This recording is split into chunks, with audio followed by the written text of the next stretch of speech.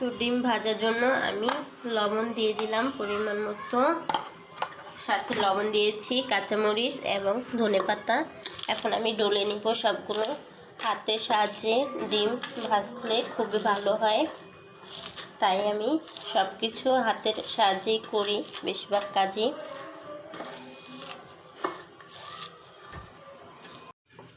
তেলটা ভালো করে গরম করে নিয়েছি, আমি ডিমটা ভেজে নেব। এখন আমি ডিমটা এক সাইডে থেকে ভেজে নেব। ডিমটা হলুদ হওয়ার কারণ আমার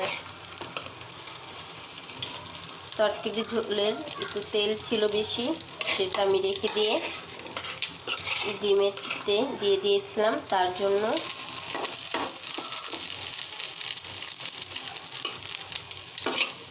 এখন এভাবে আমি সবগুলো ডিম ভেজে নেব।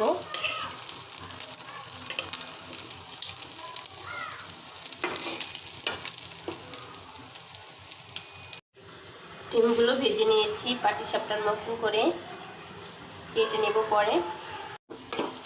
ডিম রান্নার জন্য আমি পেঁয়াজ নিয়েছি আর তেল একসাথে ভেজে নেব ভালো করে। পেঁয়াজটা ভালো করে ভাজা হয়ে গেছে, আমি এখন আদা রসুনটা দিয়ে দিলাম। একটু সাথে পানিটা দিয়ে দেবো মশলার জন্য।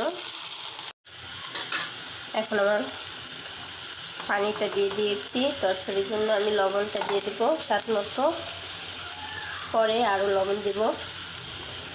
তাই আগে আমি তরকারিটা একটু কম দিই, পরে লাগলে পরে দিই।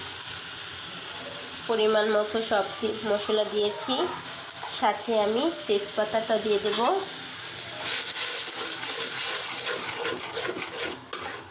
আমি ভালো করে কষিয়ে নেব। তরকারিটা আমার ভালো করে কষানো হয়ে গেছে। তরকারির মেন হলো কষানোটা, যত ভালো করে কষাবে ততটাই তরকারিটা মজা হবে। সবসময় একটু তরকারিটা ভালো করে কষানো ভালো, কেন যে তরকারিটা ভালো করে কষালে তরকারিটা খুবই ভালো লাগে খেতে। আজকে আমি আলু আর ভেজে দিইনি,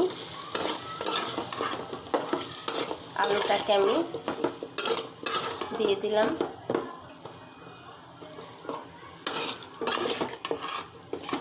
নতুন আলু তো একটু